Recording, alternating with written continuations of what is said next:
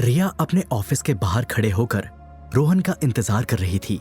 तभी black SUV से एक शख्स उतरा और रिया की तरफ बंदूक तानकर ट्रिगर दबा दिया। गोली हवा को चीरती हुई रिया की ओर बढ़ी। रिया जोर से चिल्लाई, नहीं! लेकिन गोली रिया को लगती उसके पहले अचानक एक कार बीच में आ गई। इस कार में रोहन था, जिसने एंड टाइम पर आकर रिया को बचा लिया। तुम ठीक तो हो? रोहन ने रिया से पूछा। हाँ, लेकिन कब तक पता नहीं, रिया ने एसयूवी की ओर इशारा करते हुए कहा। रोहन ने देखा कि उस एसयूवी से दो और शख्स ब्लैक सूट पहने बाहर निकले। इन दोनों के हाथ में हाईटेक मशीन गन थी। रिया कुछ समझ पाती उसके पहले उनकी कार पर गोलियों की बौछार होना शुरू हो गई। रोहन और रिया के पास दरवाजा खोलकर कार से बाहर निकलने का ऑप्शन नहीं था। रोहन ने फौरन अपना दिमाग लगाया और कार के बेस पर एक जोरदार पंच मारा। यह पंच इतना पावरफुल था कि कार के बेस में एक बड़ा सा छेद हो गया। अब कार के निचले हिस्से में इतना बड़ा छेद हो गया कि रिया और रोहन वहां से बाहर निकल सके। दोनों जैसे ही कार के नीचे से बाहर निकले, रोहन ने अपने हाथों से कार को दुश्मन की ओर 90 डिग्री पर खड़ा कर दिया। अब यह कार मशीन गन से निकली गोलियों के आगे शील्ड का काम कर रही थी। रोहन इस कार को हाथों से उठाकर थोड़ा आगे बढ़ा और फिर गोली की रफ्तार से कार को मशीन गन चला रहे हमलावरों की ओर फेंक दिया। दोनों हमलावर अपनी एसयूवी के सामने खड़े होकर फायरिंग कर रहे थे। रोहन की फेंकी कार उनके सामने बिजली की रफ्तार से आ रही थी। ऐसे में इन दोनों कारों के बीच उनकी चटनी बन गई। दोनों कारों के आपस में टकराने से वहां एक जोरदार ब्लास्ट हुआ और दुश्मन जलकर राख हो गए। अब ये बताओ कि हम घर कैसे जाएंगे? कार तो तुमने जलाकर राख कर दी, रिया ने पूछा। डोंट वरी, मैं टैक्सी बुला लेता हूं। यह कहकर रोहन ने मोबाइल से टैक्सी बुक कर दी। कुछ देर बाद रोहन ने रिया को टैक्सी से घर ड्रॉप कर दिया और खुद अपने रूम में जाकर बेड पर लेट गया। उसे नींद नहीं आई। उसके दिमाग में अभी भी रिया और आज की सिचुएशन घूम रही थी। रिया के ऊपर जो हमला हुआ वो काफी खतरनाक था। इसके पीछे कौन लोग हो सकते हैं? शायद मुझे कल आहूजा से मिलकर इस बारे में पूछना चाहिए, रोहन ने खुद से कहा और कल की प्लानिंग करने लगा। अगली सुबह रोहन आहूजा से मिलने उसके ऑफिस पहुंचा। कैसे हो यंग मैन? मेरी बेटी ने तुम्हें ज्यादा तंग तो नहीं किया? वो थोड़ी गुस्से वाली है, लेकिन दिल की बुरी नहीं है। तुम्हें उसकी आदत हो जाएगी। सोफे पर बैठे आहूजा ने सिगार का कश लेते हुए कहा। रिया के साथ सब ठीक चल रहा है सर, लेकिन कुछ और जरूरी बात है जो मैं आपसे करना चाहता हूं। सर, कल रात रिया पर जानलेवा हमला हुआ था। क्या? आहूजा शॉक में चिल्लाया। वो ठीक तो है ना? आहूजा ने पूछा। Yes sir, she is absolutely fine. लेकिन मैं रिया को फ्यूचर में 100% सेफ रख सकूं, इसलिए मुझे आपके दुश्मनों के बारे में और जानकारी चाहिए होगी। रोहन की बात सुन आहूजा ने अपनी आधी बची सिगार एस्ट्रे में रख दी और गहरी सांस लेकर बोला, फिलहाल मैं तुम्हें डिटेल में कुछ नहीं बता सकता, लेकिन अभी के लिए बस इतना जान लो कि एक बिग शॉट है जो मुझसे भी ज्यादा पावरफुल है और वो मुझसे बदला लेने के लिए मेरी बेटी को मारने से भी नहीं हिचकिचाएगा। तुमने बिग शॉट के आदमियों का क्या किया? आहूजा ने पूछा। वो लड़ाई में मारे गए सर, रोहन ने कहा। क्या? तुमने बिग शॉट के आदमियों को ही उड़ा दिया? आहूजा ने आश्चर्य से कहा और खुशी के मारे जोर जोर से हंसने लगा। उसने एक और गिलास ड्रिंक पी और बोला, कुछ तो बात है तुम में। लगता है मैंने अपनी बेटी को प्रोटेक्ट करने के लिए सही इंसान चुना है। आई होप कि फ्यूचर में भी I can trust you. Yes sir, definitely, Rohan ने जवाब दिया। गुड, बिकॉज रिया मेरे लिए सब कुछ है। हाँ, हम बाप बेटी की आपस में नहीं बनती, लेकिन इसका जिम्मेदार भी कहीं ना कहीं मैं हूं। बिजनेस में बिजी होने की वजह से मैं उसे ज्यादा टाइम नहीं दे सका और फिर मुझसे कुछ गलतियां भी हुई और आज उसी की सजा मेरी बेटी को मिल रही है। आई रियली लव हर, और यदि उसे कुछ हुआ तो मैं पता नहीं क्या कर बैठूंगा। आहूजा ये कहते कहते बहुत इमोशनल हो गया। आहूजा का ये रूप देख रोहन भी हैरान रह गया। उसे समझ नहीं आया कि क्या कहे, इसलिए वो चुप रहा। ठीक है, बहुत बातें हो गई, अब तुम जाओ और मेरी बेटी को प्रोटेक्ट करो, आहूजा ने रोहन से कहा। जी सर। इतना कहकर रोहन वहां से निकल गया, लेकिन उसके दिमाग में अभी भी रिया को लेकर आहूजा की कई बातें घूम रही थी। कुछ देर बाद रोहन कार लेकर रिया के बंगले पर पहुंचा। उसने देखा कि रिया बाहर गुस्से में खड़ी थी। कहां गायब थे सुबह से? मैं ऑफिस के लिए लेट हो गई।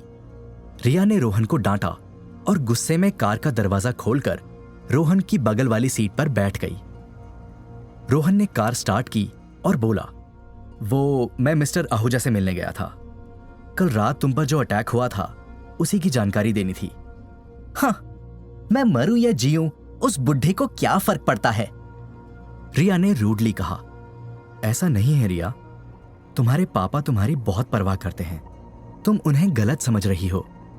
आखिर ऐसा क्या हुआ जो तुम उनसे इतनी नफरत करने लगी? रोहन ने समझाते हुए कहा। ओह हेलो मिस्टर बॉडीगार्ड, मेरे बाप ने तुम्हें जिस काम के पैसे दिए हैं ना, बस उसी पर फोकस करो, मेरी पर्सनल लाइफ में ज्यादा घुसो मत, रिया ने गुस्से से कहा।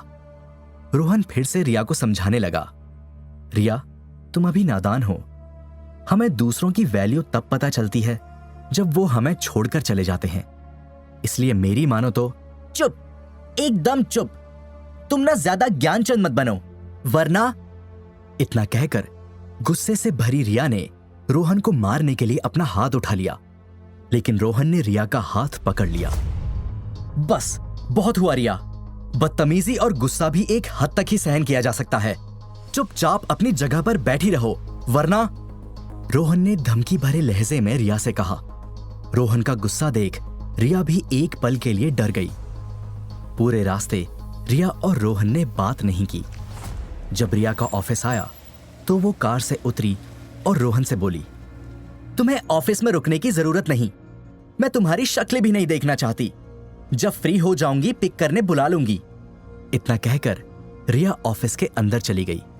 रोहन का मूड भी ऑफ था। वो गुस्से में ऑफिस के सामने मौजूद पार्क की एक बेंच पर बैठ गया।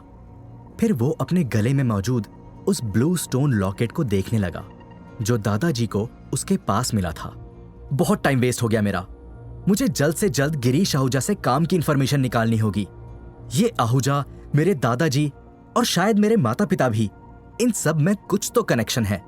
रोहन ये सब सोच ही रहा था कि उसके मोबाइल पर दादाजी की लॉयल सर्वेंट तुलसी का कॉल आया। हेलो रोहन बेटा, कैसे हो? तुलसी ने पूछा। मैं ठीक हूं तुलसी आंटी, और आप? रोहन ने जवाब दिया। मैं भी ठीक हूं बेटा, वो तुम्हें कुछ जरूरी बात बतानी थी। तुलसी बोली। हाँ हाँ बोलिए, रोहन ने कहा। बेटा, आज मैं तुम्हारे दादाजी के कमरे की सफाई कर रही थी तो मुझे एक पुराने संदूक में एक फोटो मिली। शायद इस फोटो से तुम्हें अपने माता पिता के बारे में कुछ पता चल सके। तुलसी की ये बात सुन रोहन हिल गया। फोटो? क्या आप मुझे अभी ये फोटो भेज सकती हैं? रोहन ने कहा। हाँ बेटा, अभी भेजती हूँ, तुलसी बोली। कुछ देर बाद रोहन के मोबाइल पर वो फोटो आ गई। रोहन ने जैसे ही उस फोटो को खोला, उसके पैरों तले जमीन खिसक गई। ये फोटो एक पुराने न्यूज़पेपर की कटिंग थी जिसकी हेडलाइन थी, आइलैंड पर शख्स को मिला 2 साल का बच्चा, कर लिया अडॉप्ट। इस हेडलाइन के नीचे एक तस्वीर भी छपी थी जिसमें 2 साल का रोहन दादाजी की गोद में था, लेकिन इस तस्वीर में एक तीसरा शख्स भी था। ईथन दादू, ये इस फोटो में क्या कर रहे हैं? ये तो मेरे दादाजी के बेस्ट फ्रेंड हुआ करते थे। शायद ये मेरे माता पिता के बारे में कुछ क्लू दे पाए, लेकिन काफी सालों से ये दिखे नहीं, पता नहीं अब कहां होंगे। इतना कहकर रोहन गहरी सोच में पड़ गया। फिर अचानक बोला, इनकी एक पोती थी टीना, मुझे याद है हम बचपन में साथ खेला करते थे, शायद वो कोई मदद कर दे। रोहन ने तुरंत मोबाइल पर एक सोशल मीडिया ऐप खोला और टीना को सर्च करने लगा। कुछ देर स्क्रॉल करने के बाद वो उसे मिल गई। क्या टीना सिंगापुर में पढ़ रही है? रोहन ने टीना की प्रोफाइल पर लिखे बायोडेटा को पढ़कर हैरानी से कहा। वो फौरन खड़ा हुआ और कार में बैठ चला गया। कुछ देर बाद रोहन की कार सिंगापुर के SMU कॉलेज के सामने आकर रुकी। रोहन की नजरों ने फौरन टीना को खोजना शुरू कर दिया। तभी उसका ध्यान ग्रुप में खड़े कुछ लड़कों ने खींचा। इसमें एक लड़के के हाथ में फूलों का गुलदस्ता था। पवन, क्या तुम सचमुच से प्रपोज करने वाले हो? एक स्टूडेंट ने कहा। हाँ, मुझे काफी दिनों से उस पर क्रश है। आज उसे अपने दिल की बात बोल कर रहूंगा। हाथों में फूल का गुलदस्ता लेकर खड़ा पवन शर्माते हुए बोला। रोहन साइड में खड़ा ये सब देख रहा था। तभी दूसरे लड़के ने कहा, पवन ब्रो, वो देख, भाभी आ गई। सामने से एक खूबसूरत सी लड़की रेड स्कर्ट और व्हाइट टॉप पहने अपनी सहेलियों से बात करते हुए आ रही थी। लड़की के घुटनों तक लंबे काले बाल और चेहरे पर पड़ते क्यूट डिंपल उसकी खूबसूरती में 4 चांद लगा रहे थे। जब रोहन ने इस लड़की को देखा तो वो हैरान रह गया। ये लड़की टीना थी, जिसे रोहन मिलने आया था। रोहन इस लड़की के पास जाता उसके पहले पवन हाथ में फूलों का गुलदस्ता लेकर पहुंच गया। वो अपने घुटनों के पल बैठा और फूलों का गुलदस्ता आगे बढ़ाते हुए बोला, Tina, I love you, will you be my girlfriend? ये देख टीना शॉक हो गई। उसने फूलों का गुलदस्ता लेने से इनकार कर दिया और बोली, सॉरी, पर आई एम नॉट इंटरेस्टेड। ये सुन पवन के पीछे खड़े दोस्त हंसने लगे। पवन को बहुत एम्बैरेस्ड फील हुआ। उसने जबरदस्ती टीना का हाथ पकड़ा और कहा, मुझे ना सुनने की आदत नहीं, तुम्हें मेरी गर्लफ्रेंड बनना ही होगा। तभी पवन के पीछे एक हाथ आया और उसकी बैक कॉलर पकड़ ली। फिर आवाज आई, हाथ छोड़ो उसका। पवन जैसे ही पलटा तो उसने देखा कि एक शख्स गुस्से से उसे घूर रहा है। ये शख्स रोहन था। तू कौन है? मेरे और टीना के बीच में मत आ, भाग यहां से, पवन ने धमकाते हुए कहा। रोहन ने पवन का कॉलर पकड़कर हवा में उछाल दिया। पवन कुछ दूर जाकर गिर पड़ा। इससे पवन इतना डर गया कि फौरन वहां से भाग गया। उधर टीना ने जैसे ही रोहन को देखा तो खुशी के मारे उसकी आंखों से आंसू बहने लगे। वो दौड़कर रोहन के पास गई और उसे कसकर गले लगा लिया। रोहन, क्या ये सच में तुम हो? मुझे तो यकीन नहीं हो रहा, टीना ने पूछा। हाँ टीना, ये मैं ही हूं, रोहन ने जवाब दिया और टीना को गले लगा लिया। लेकिन तुमने मुझे ढूंढा कैसे? टीना ने पूछा। सोशल मीडिया, रोहन बोला। तुम बचपन से ही इंटेलिजेंट तो थे, वैसे यूं अचानक कैसे आना हुआ? मेरी याद आ रही थी, टीना ने कहा। एक्चुअली मुझे तुमसे कुछ जानना था, रोहन बोला। हाँ पूछो, टीना ने कहा। तुम्हारे ईथन दादू, वो अभी कहाँ मिलेंगे? रोहन ने पूछा। दादू, वो तो फिजी में है, उन्हें लंग कैंसर हुआ है, शायद कुछ ही दिन के मेहमान हैं। क्यों, क्या हुआ? टीना ने पूछा। रोहन ने अपने मोबाइल में न्यूज़पेपर की कटिंग दिखाई और बोला, ये देखो, इस तस्वीर में मेरे दादाजी और तुम्हारे दादाजी साथ खड़े हैं और बीच में जो बच्चा है वो मैं हूं। तुलसी आंटी ने बताया कि मैं उन्हें एक आइलैंड पर मिला था। अब मेरे दादाजी तो इस दुनिया में नहीं रहे, तो शायद ईथन दादू इस बारे में कुछ बता पाए। ये सुन टीना बोली, अरे हाँ, याद आया, बचपन में एक बार मैंने मेरे दादू और तुम्हारे दादाजी को बात करते सुना था। वो लोग कुछ बात कर रहे थे कि तुम एक टूटी शिप में मिले थे। तुम्हारे गले में एक लॉकेट था, शिप का नाम होराइजन समथिंग कुछ था। तुम्हारे दादाजी ने मेरे दादू को कुछ पेपर्स भी दिए थे, शायद वो उसी शिप के पेपर्स हों, लेकिन पूरी बात मुझे ठीक से याद नहीं। शायद वो शिप को ढूंढने की कोशिश कर रहे थे। क्या तुम मुझे ईथन दादू का फीजी वाला एड्रेस दे सकती हो? शायद वो मुझे कुछ ऐसा बता दें कि मैं अपने माता पिता के बारे में जान सकूं, रोहन ने कहा। या श्योर, इतना कहकर टीना ने रोहन को एड्रेस दे दिया। रोहन ने एड्रेस को ध्यान से देखा और फिर अपने गले में पहने लॉकेट को छूकर खुद से बोला, फीजी, मैं जल्द फीजी जाऊंगा, ईथन दादू से मिलूंगा, शायद वो मुझे मेरे सवालों के जवाब दे सकें। मॉम, डैड, आप कहाँ हैं? आपका बेटा आपसे मिलने जल्द आ रहा है। कौन है रोहन के माता पिता? कहाँ से आया है रोहन? क्या रोहन अपनी असली पहचान पता लगा पाएगा? जानने के लिए सुनते रहिए सीक्रेट मिलेनियर का अगला एपिसोड। रोहन, वैसे तुम कब निकलोगे फिजी के लिए? टीना ने रोहन को देखते हुए पूछा। जवाब में रोहन ने ऊपर नीले आसमान की ओर देखा और बोला, जल्द, लेकिन पहले मुझे यहां एक बहुत जरूरी काम निपटाना है। ये सुन टीना ने रोहन की ओर जिज्ञासा भरी नजरों से देखा और पूछा, अरे हाँ, वैसे तुम इन दिनों सिंगापुर में कर क्या रहे हो? जवाब में रोहन ने बोला, मैंने एक सिक्योरिटी कंपनी खोली है, द अल्टीमेट प्रोटेक्टर। इन दिनों मैं एक बड़े बिजनेसमैन गिरीश आहूजा की बेटी को प्रोटेक्ट कर रहा हूं। टीना खुशी से उछल पड़ी और हैरान होकर बोली, वाओ, मतलब तुम एक हाई क्लास बॉडीगार्ड हो। Cool bro. अच्छा टीना, अब मुझे चलना होगा। रोहन ने अलविदा कहने के लिए हाथ आगे बढ़ाया। जवाब में टीना ने रोहन को गले लगा लिया और कहा, ओके, बट प्रॉमिस मी हम दोबारा मिलेंगे। फिर टीना ने अपना मोबाइल रोहन के हाथ में थमा दिया और बोली, चलो इसमें अपना नंबर डालो।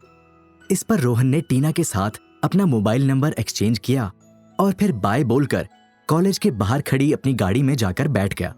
तभी रोहन ने रिया के हालचाल लेने के लिए मोबाइल उठाया, लेकिन फिर उसे रिया से हुई अपनी लड़ाई याद आ गई। कैसे रिया उसके साथ बदतमीजी से पेश आई थी, यहां तक कि उस पर हाथ भी उठाने वाली थी। ये सोच रोहन ने अपना इरादा बदल लिया और फोन में शाह ट्रेडर्स सर्च किया। जल्द रोहन के सामने एक एड्रेस पॉपअप हुआ, जिसे देख वो कुछ सोचते हुए बोला, पीजी जाने से पहले मुझे एक बार यहां भी जाना चाहिए। फिर रोहन अपनी गाड़ी लेकर वहां से निकल पड़ा। कुछ देर बाद रोहन की गाड़ी सिंगापुर इंटरनेशनल फाइनेंशियल सेंटर के सामने रुकी। ये एक 50 मंजिला बिल्डिंग थी, जिसके 44वें फ्लोर पर शाह ट्रेडर्स नाम की एक ट्रेडिंग कंपनी मौजूद थी। वैसे तो इस बिल्डिंग में कई बड़ी और फेमस कंपनियां मौजूद थी, लेकिन शाह ट्रेडर्स इन सभी में लो की रहना पसंद करती थी। रोहन जैसे ही इस कंपनी के रिसेप्शन एरिया में घुसा, उसे फ्रंट डेस्क पर एक बेहद खूबसूरत रिसेप्शनिस्ट दिखी। 21 साल की इस रिसेप्शनिस्ट ने काफी रिवीलिंग कपड़े पहन रखे थे। कहिए सर, मैं आपकी क्या मदद कर सकती हूँ? रिसेप्शनिस्ट ने एक प्यारी सी मुस्कान के साथ रोहन से पूछा। मुझे जग्गू अंकल से मिलना है। रोहन फुल कॉन्फिडेंस के साथ रिसेप्शनिस्ट की आंखों में आंखें डालकर बोला। ये सुन रिसेप्शनिस्ट ने रोहन को शक भरी नजरों से घूरा और बोली, जग्गू, लेकिन इस नाम का तो यहां कोई भी नहीं है। अरे सॉरी, जिग्नेश, मुझे मिस्टर जिग्नेश शाह से मिलना है, जो शायद इस कंपनी के बॉस भी हैं। रिसेप्शनिस्ट का शक दूर करते हुए रोहन ने जवाब दिया, क्या आपके पास अपॉइंटमेंट है? अभी भी रोहन पर शक कर रही रिसेप्शनिस्ट ने पूछा। रोहन के पास कोई अपॉइंटमेंट नहीं था, वो तो बस गूगल पर कंपनी का एड्रेस सर्च कर यूं ही चला आया था।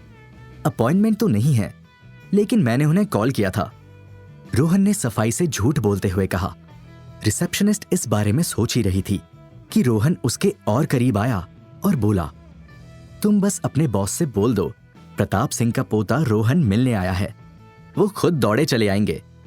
रोहन का कॉन्फिडेंस देख आखिर रिसेप्शनिस्ट ने हार मान ली और एक दिखावटी मुस्कान के साथ बोली, ठीक है, आप कुछ देर इंतजार कीजिए।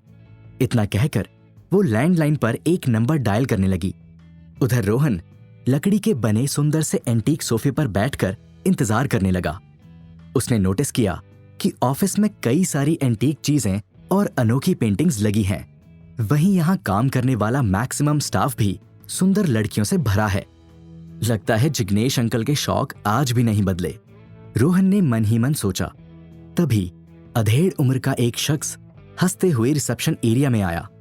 बड़ी सी तोंद वाले इस शख्स ने काफी चमकीला और तड़क भड़क वाला सूट पहना था, जो उसकी उम्र के साथ बिल्कुल मैच नहीं खा रहा था। ये शख्स शाह ट्रेडर्स का मालिक जिग्नेश शाह था। ओह माय गॉड, मैं सपना तो नहीं देख रहा। प्रताप सिंह का पोता रोहन खुद मुझसे मिलने आया है। जरा देखो खुद को, कितने बड़े हो गए हो, डोले शोले भी बना लिए हैं। जिग्नेश ने रोहन को गले लगाते हुए खुशी और एक्साइटमेंट के साथ कहा, वैसे आप भी पहले से काफी मोटे हो गए हैं। रोहन ने जिग्नेश की बाहर लटक रही बड़ी सी तोंद को हिलाते हुए कहा, मोटा और मैं? किसने कहा? क्यों सुंदरी, तुम बताओ, क्या मैं मोटा हूं? जिग्नेश ने फ्रंट डेस्क पर बैठी रिसेप्शनिस्ट को छेड़ते हुए पूछा। नहीं सर, आप बिल्कुल भी मोटे नहीं हैं। रिसेप्शनिस्ट ने एक मीठी मुस्कान के साथ झूठ बोलते हुए कहा। वो सच तो बोलना चाहती थी, लेकिन उसकी हिम्मत नहीं हुई। उसे डर था कि उसका बॉस उसे फायर कर देगा। देखो रोहन, अब अपने जिग्नेश अंकल को कभी मोटा मत कहना। मैं भले ही 50 का हूं, लेकिन आज भी हसीनाएं मुझ पर मरती हैं। जिग्नेश ने रिसेप्शनिस्ट को एक आंख मारते हुए रोहन से कहा और फिर जोर जोर से हंसने लगा। हाँ जग्गू अंकल, आप तो सिंगापुर के सबसे हैंडसम शख्स हैं। रोहन जिग्नेश को चने के झाड़ पर चढ़ाते हुए मजाक में बोला, ये हुई ना बात। चलो इसी बात पर तुम्हें दुनिया की बेस्ट चाय पिलाता हूं। इतना कहकर जिग्नेश रोहन को अपने कैबिन में ले गया। जिग्नेश शाह मेनली इंपोर्ट और एक्सपोर्ट में ज्यादा इन्वॉल्व रहता है। हालांकि उसके रियल एस्टेट, नाइट क्लब्स और कई दूसरे बिजनेसेस भी हैं। उसका नेटवर्क काफी बड़ा है। वो सभी से अच्छे रिलेशन बनाकर रखता है। इसलिए सिंगापुर से लेकर मुंबई तक बिजनेस और माफिया वर्ल्ड में क्या हो रहा है, उसे हर चीज की खबर रहती थी। जिग्नेश 2 चीजों का दीवाना है। पहली एंटीक चीजें और दूसरी सुंदर लड़कियां। रोहन के दादाजी के जिग्नेश पर कई एहसान थे। मुश्किल दौर में उन्होंने जिग्नेश की बहुत मदद की थी। रोहन ने भी बचपन में जिग्नेश को कई बार अपने घर में आते जाते देखा था, लेकिन जब से जिग्नेश सिंगापुर शिफ्ट हुआ, तब से उसे रोहन और उसके दादाजी से मिले कई साल हो गए। रोहन को अपने कैबिन में लाते ही जिग्नेश ने उसे चंदन की लकड़ियों से बने एक बेहद खूबसूरत सोफे पर बैठा दिया। जिग्नेश का ये प्राइवेट कैबिन काफी बड़ा और लग्जूरियस था। यहाँ कई सारी बुक्स, महंगी पेंटिंग्स, खूबसूरत एंटीक मूर्तियां और आंखों को सुकून देने वाली लाइटिंग थी। रोली, मेरे खास मेहमान के लिए मेरी खास जिग्नेश स्पेशल टी लाओ। जिग्नेश ने अपनी फीमेल सेक्रेटरी को प्यार से ऑर्डर दिया। उसकी ये फीमेल सेक्रेटरी बाहर रिसेप्शन पर मौजूद लड़की से भी ज्यादा खूबसूरत थी। हाँ तो रोहन बताओ, यहां सिंगापुर आना कैसे हुआ? जिग्नेश ने अपनी सिगार सुलगाते हुए रोहन से पूछा। एक्चुअली सिंगापुर तो मैं पिछले 2 सालों से हूं। जिग्नेश के केबिन को निहार रहे रोहन ने जवाब दिया। क्या 2 साल?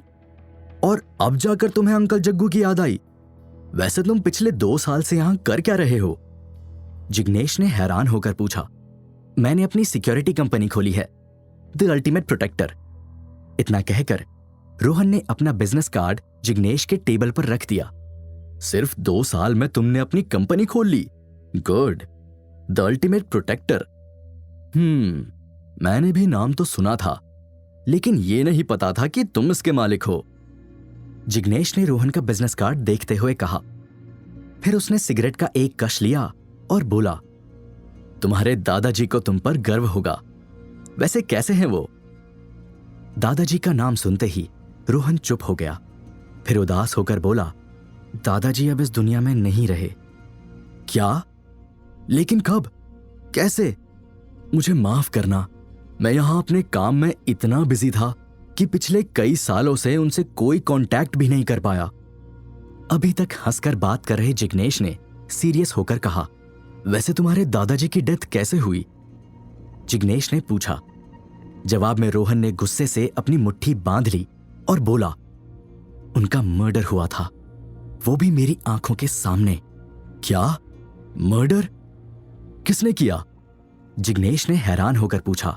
पता नहीं, कुछ गुंडे आए थे, कह रहे थे सिंगापुर में बैठे उनके बॉस ने ऑर्डर दिया है। बस उसी बॉस को ढूंढते हुए मैं सिंगापुर तक आ गया, रोहन ने जवाब दिया। इस बीच जिग्नेश की असिस्टेंट रोली चांदी के ट्रे में टी लेकर आ गई। हीरे मोतियों से जड़े सोने के कप में रखी इस टी की दूर से ही बड़ी रिफ्रेशिंग स्मेल आ रही थी। रोली ने रोहन और जिग्नेश को टी सर्व की और चली गई। तो अब आगे का क्या प्लान है? जिग्नेश ने हाथ में चाय का कप लेते हुए पूछा। दादाजी के कातिल को ढूंढना, और इसी सिलसिले में मैं एक बड़े बिजनेसमैन की बेटी का बॉडीगार्ड बना हूं, रोहन ने जवाब दिया। और वो बिजनेसमैन कौन है? जिग्नेश ने चाय की चुस्की लेते हुए पूछा। इस पर रोहन भारी लेकिन धीमी आवाज में बोला, गिरीश आहूजा। गिरीश आहूजा का नाम सुनते ही जिग्नेश के मुंह में जो अभी अभी चाय की चुस्की गई थी वो बाहर निकल आई। क्या? गिरीश आहूजा? वो आहूजा कॉरपोरेशन वाला? जिग्नेश ने हैरान होकर पूछा। हाँ वही, रोहन ने चाय का घूंट पीते हुए जवाब दिया। इस पर सोफे पर बैठा जिग्नेश अचानक खड़ा हो गया और रोहन के पास जाकर बोला, तुम्हारा दिमाग खराब हो गया है रोहन। उस आहूजा से जितना हो सके दूर रहो। तुम जानते नहीं हो वो कितना खतरनाक और हरामी इंसान है। वो कितना डेंजरस है मुझे फर्क नहीं पड़ता। मेरा सिर्फ एक ही लक्ष्य है, दादाजी के कातिल का पता लगाना। और जब तक मैं ऐसा नहीं कर लेता, हर खतरे से खेलने को तैयार हूं। आंखों में बदले की भावना लिए रोहन ने जवाब दिया। रोहन का जोश देख जिग्नेश इंप्रेस हुआ। वो रोहन के पास बैठा और उसके कंधे को थपथपाते हुए बोला, तुम्हारी हिम्मत की मैं दाद देता हूं, लेकिन तुम जिस जंगल में शिकार करने निकले हो वो खूंखार जानवरों से भरा है और आहूजा तो सिर्फ एक प्यादा है। जंगल का असली राजा कोई और है। क्या मतलब? रोहन ने जिज्ञासा भरी नजरों से पूछा। आहूजा के ऊपर भी कुछ लोग हैं जो सब कुछ कंट्रोल करते हैं। यदि आहूजा को कुछ हुआ तो तुम भी उनका टारगेट बन सकते हो, खासकर वो बिग बुल। उससे पंगा लेना मतलब मौत को दावत देना। जिग्नेश ने कहा। Big bull? आहूजा भी कुछ ऐसा ही बोल रहा था। कह रहा था कि उसने कुछ लोगों को नाराज किया है। अब वो उसकी जान के दुश्मन हैं, उसकी बेटी को भी मार सकते हैं। इसलिए उसने अपनी बेटी को प्रोटेक्ट करने के लिए मुझे हायर किया है। रोहन ने दिमाग में सभी बिखरे तारों को कनेक्ट करते हुए कहा। मैं तो तुम्हें यही सलाह दूंगा कि तुम इस आहूजा के लफड़े से जितना हो सके दूर रहो, वरना जान से हाथ धो सकते हो। जिग्नेश ने रोहन को समझाते हुए कहा। सॉरी जग्गू अंकल, जब तक दादाजी के कातिल का पता नहीं लग जाता तब तक मैं शांत नहीं बैठ सकता। रोहन ने चाय की आखिरी चुस्की लेते हुए कहा।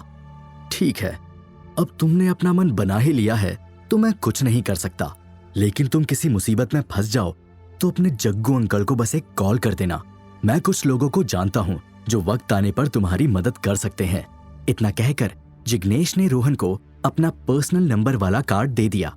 रोहन ने कार्ड को ध्यान से देखा और बोला, वैसे आपकी एक और मदद चाहिए थी जग्गू अंकल। हाँ बोलो। तुम्हारे दादाजी के मुझ पर बहुत एहसान है, मैं तुम्हारी हर पॉसिबल हेल्प करूंगा। जिग्नेश ने रोहन के कंधे पर हाथ रखते हुए कहा। मुझे पता चला है कि दादाजी ने मुझे अडॉप्ट किया था। मैं उन्हें एक आइलैंड पर मिला था और अब मैं अपने असली माँ बाप को ढूंढ रहा हूँ। इसके लिए जल्द दादाजी के फ्रेंड ईथन से मिलने फीजी भी जाने वाला हूँ। क्या आप इस बारे में कुछ जानते हैं? क्या दादाजी ने कभी आपसे इस बारे में कोई बात की थी? रोहन ने पूछा। तो तुम्हें पता चल ही गया कि तुम अडॉप्टेड हो। ये बात दादाजी ने मुझे बताई थी, लेकिन तुम्हारे पेरेंट्स को लेकर मेरी कभी उनसे कोई बात नहीं हुई। हालांकि फीजी में मेरा एक दोस्त है जो वक्त आने पर तुम्हारे काम आ सकता है। इतना कहकर जिग्नेश ने रोहन को अपने फीजी वाले दोस्त का नंबर दे दिया। कुछ देर और इधर उधर की बातें करने के बाद रोहन ने जिग्नेश को अलविदा कहा और वहां से चला गया। रोहन के जाते ही जिग्नेश ने किसी को कॉल किया और कहा, मेरा उनके साथ जल्द अपॉइंटमेंट फिक्स कर दो। मेरे पास उनके लिए कुछ इन्फॉर्मेशन है जिसमें उन्हें दिलचस्पी हो सकती है। उधर रोहन जब जिग्नेश के ऑफिस से बाहर निकला तो सूरज ढल चुका था। उसका आज का दिन काफी लंबा रहा। एक के बाद एक उसे कई जरूरी और चौंकाने वाली जानकारियां मिली। अब उसने अपनी गाड़ी रिया के ऑफिस की ओर मोड़ ली। रिया की बदतमीजी से वो अभी भी नाराज था, लेकिन उसे आहूजा के बारे में और इन्फॉर्मेशन निकालनी थी, इसलिए वो रिया की हर बदतमीजी झेलने को तैयार था। रात के करीब 8 बजे रोहन गाड़ी लेकर रिया के ऑफिस पहुंचा, लेकिन रिया उसे ऑफिस में नहीं मिली। गार्ड ने बताया कि रिया मैडम 7 बजे ही ऑफिस से निकल गई थी। ये बात रोहन को थोड़ी अजीब लगी, क्योंकि रिया कभी ऑफिस टाइम से पहले घर नहीं जाती थी। रोहन ने रिया को कॉल किया, लेकिन रिया ने रोहन का कॉल पिक नहीं किया। रोहन ने दोबारा कॉल किया, लेकिन अभी भी रिया ने कॉल का कोई जवाब नहीं दिया। रोहन को अब टेंशन होने लगी। वो कार में बैठ फौरन रिया के घर गया, लेकिन रिया उसे घर पर भी नहीं मिली। गार्ड ने बताया कि रिया घर आई ही नहीं। रोहन की चिंता और बढ़ गई।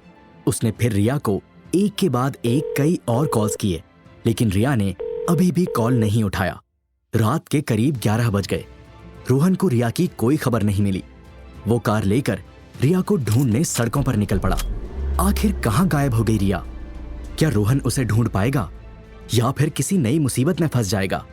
जानने के लिए सुनते रहिए सीक्रेट मिलेनियर का। रिया की तलाश में रोहन सिंगापुर की सड़कों पर भटक ही रहा था कि तभी उसका फोन बजा।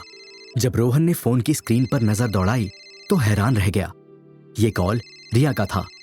रोहन ने जैसे ही कॉल उठाया, सामने से आवाज आई, हेलो मिस्टर बॉडीगार्ड। रिया ने लड़खड़ाती जुबान के साथ कहा, मिस रिया, कहाँ गायब हो गई थी आप और मेरा कॉल क्यों नहीं उठाया आपने? रोहन ने सख्त लहजे में पूछा। चुप, एकदम चुप। रिया ने रूड टोन में कहा, मिस रिया, क्या आपने शराब पी रखी है? रोहन ने रिया के बात करने के तरीके को ऑब्जर्व करते हुए कहा। हाँ, पी रखी है। कोई प्रॉब्लम? तुम्हारे और तुम्हारे उस बॉस आहूजा के पैसों की नहीं पी है, मेरे खुद के पैसों की पी है, और जितनी चाहूं उतनी और पीऊंगी। रिया ने ऊंची आवाज में कहा, आपको जितनी पीनी है पीजिए, जो करना है करिए, आई डोंट केयर। बस आइंदा मुझे बिना बताए अपने घर या ऑफिस से बाहर कहीं मत निकलना। आपकी जान को खतरा है और इस तरह आपका अकेला घूमना बिल्कुल भी सेफ नहीं है। रोहन ने रिया को समझाते हुए कहा। लो, फिर से ज्ञान देने लगा, ज्ञान चंद कहीं का। तुमने सुबह मेरे बाप को लेकर जो मुझे ज्ञान दिया था, उससे तुम्हारा पेट नहीं भरा क्या? और तुमसे किसने कहा मैं अकेली हूँ? मेरे साथ यहाँ बहुत से लोग हैं। रिया ने कहा, लेकिन आप हो कहाँ, मुझे बताओगी? रोहन ने चिढ़कर कहा। हाँ हाँ, बता रही हूँ, इतनी भी क्या जल्दी है। मैं एक एड्रेस सेंड कर रही हूँ, टाइम पर आ जाना, ओके? वरना। इतना कहकर रिया ने कॉल कट कर दिया। कुछ ही देर में रोहन के मोबाइल पर एड्रेस आया, white label drink. White label drink Singapore का हाई क्लास पब है, जहां सिंगापुर के टॉप क्लास के लोग अक्सर आते जाते रहते हैं। रिया भी इसी क्लब में दोस्तों के साथ ड्रिंक कर रही थी। बस कर रिया, और कितना पिएगी? पहले ही तो बहुत ड्रिंक कर चुकी है।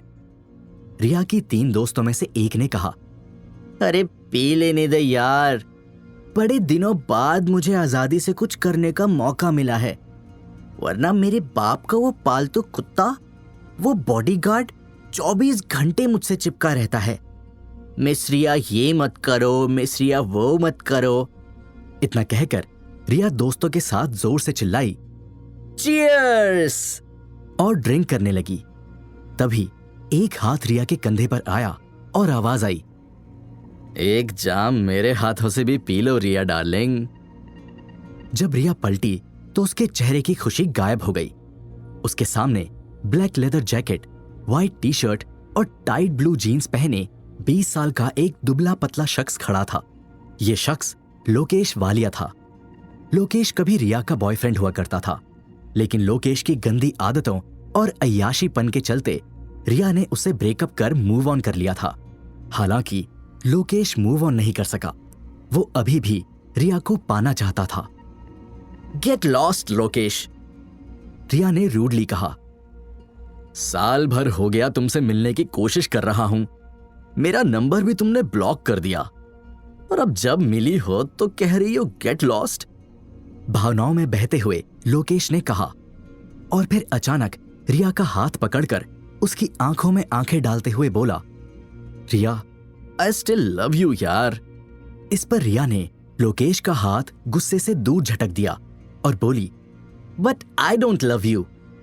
और कितनी बार तुम्हें एक ही बात बोलूं लोकेश, यदि तुम ड्रग्स और लड़कीबाजी जैसी गंदी आदतों को छोड़ देते तो मैं अभी भी तुम्हारी रहती, लेकिन अब बहुत देर हो चुकी है। मैं कब का मूव ऑन कर चुकी हूं, और बेहतर होगा तुम भी मूव ऑन कर लो। प्लीज रिया, ऐसा मत करो, मैं तुम्हें अपने दिल से निकाल नहीं पा रहा हूं। इतना कहकर लोकेश फिर रिया के करीब आने की कोशिश करता है। इस पर रिया ने लोकेश को धक्का देकर दूर किया और बोली, ये कैसी बदतमीजी है लोकेश, तुम्हें बात समझ में क्यों नहीं आती? कोई कैसे इतना ढीठ हो सकता है?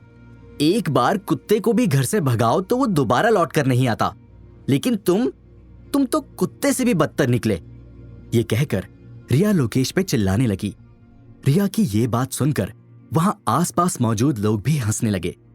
ये देखकर लोकेश को बहुत गुस्सा आया।